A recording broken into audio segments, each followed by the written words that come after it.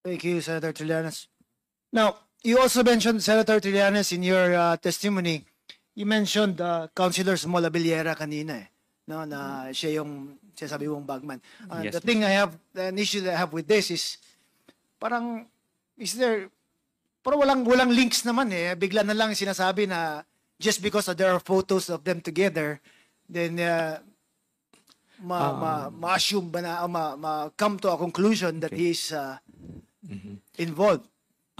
Yan po, yung conclusion po na yan, Mr. Chairman, was born out of the investigation po dun sa Senado. That ito pong si Mr. Mark Taguba and other brokers, kailangan magbigay ng enrollment fee kay Pulong at Manscarpio para maging accredited brokers sila nung pagpasok nila ng mga kontrabado, Mr. Chairman. At ang middleman na nagre-represent kay Mr. Pulong Duterte is si Mr. Small Abiliera. So lahat po itong mga information na to, yung pera na binibigay sa kanya lahat, galing po yan dun sa investigation po namin sa Senado, Mr. Chairman. Before I ask Councilor Abiliera, but isn't it also a fact that the witness that you're referring to, Mark Taguba, also recanted the testimony that he gave? Hindi ba siya nag-recant? Wala pong recantation. Walang recantation? Opo. So he's sticking to the allegations that he made of the involvement of some of the members of the presidential family in the previous administration? Yes, Mr. Chairman, as represented by Mr. Small Abiliera. Okay. Mr. Chair, if I could just ask a few questions to Small Abiliera, sir. Okay, go ahead. Mr. Small Abiliera, sir. Question lang, diretso na po ang tanong at saka I hope you give me a straight answer din, no? Kasi kanina nabanggit ni Senator Trillanes that you were acting as a bagman. Is that true or not? It is not. So you categorically deny that you are acting for and behalf of somebody else as a bagman. Tama po? Mr. President, binanggit lang naman niya ako dahil close kami at that time ni Pulong Duterte. Totoo naman yun, inamin ko yun, alam niya sa Senate. Nagkarap kami sa Senate niyan. Sinabi ko na yun, sinigot ko na yun siya niyan. Kaya nga hanggang ngayon, wala silang mano sa akin So you were saying that it's at that time, no? Close kayo at that time. Ngayon, hindi na kayo close. Mr. President, it is a known fact in Davao na kalaban ako ni Congressman Pulong Duterte. And would you care to explain bakit kalaban ka na ngayon na dati close kayo?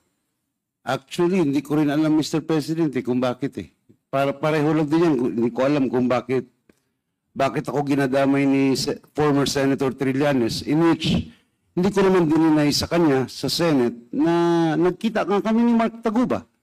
Pero ginasabi ko na wala akong involvement din dahil nahindihan siya, alam niya yan Alam niya nung nagkita kami, na sinabi ko na nagkita kami nung Jack, a certain Jack, na hindi ko siya pakilala, nung pinakilala sa akin yan, alam nila na hinindihan ko na sila Kaya hanggang ngayon, wala silang madikit sa akin. So, pero ito yung allegations na close kayo and you're acting as the front of members of the former administration's family, di ba? And you're categorically denying it. And now you're also saying na ngayon, hindi na kayo close kasi all of a sudden, you just stop being friends, but you also don't know the reason why. Tama po ba? Hindi ko alam, Mr. President. Kaya sinasabi ko nga ulitin ko man, even nung nag-aaral pa si Congressman Pulong at saka ako, nag-aabot kami sa school, magkaibigan na kami. Nagkataon lang siguro na pareho kaming politiko at siyempre, natural lang. Nung vice mayor ko siya, konsehal niya ako. Kaya, actually, Mr. President, kung pagbigyan niyo lang, lahat ng pictures na gina-present dyan ni ni Senator Trillanes, is mga affairs yun sa city. It's either piyesta sa city, Kadayawan, Araw ng Davao, natural lang yun, kaibigan kami. So, vice mayor ko siya, konsehal ako. Ang sinasabi mo, you appear in those pictures because of your position as councilor and the position of former Congressman Pulong Duterte as vice mayor at that time. And as a former close friend of And as a former close friend. Okay, I just tried to give you the chance to explain also because your name was mentioned kanina ni Senator Trillanes. Thank you, Mr. President. All right, so Senator Trillanes, of course, there's a categorical denial on the part of Small that he acted as such, for Congressman Pulong, di ba? And other than insinuations kasi or allegations from Art Las Cañas, do you have anything that would show remotely man lang that he actually acted as such? Si Small Abiliera? Hindi po galing kay Mr. Las Cañas. Kanino Mr. po Chairman. nanggaling, sir? It was again born out of the Senate investigation during which time si Mr. Mark Taguba mentioned or narrated yung events na yon na nagbigay siya ng pera. Hindi ko naman ho kilala personally si Mr. Small Abiliero. His name was mentioned during the narration of events by Mr. Mark Taguba. So again, it's about weighing or profiling kung sino ba sa kanila ang nagsasabi ng totoo based on motivations. Ito lang, Mr. Chairman, kasi ini-include ko tong si Mr. Abiliera dun sa drug smuggling case nila Pulong. Ito yung facts. Meron pong 6.4 billion pesos sa bull shipment na pumasok. Okay, pumasok, pero wala hong drug lord. Ang na-convict ay yung broker at yung isang middleman, yung Kenneth Dong, who have both of whom do not have the capacity to import these things. Then you have information from other sources that it's Manscarpio and Pulong Duterte na kumokontrol nung importations at that time sa Bureau of Customs.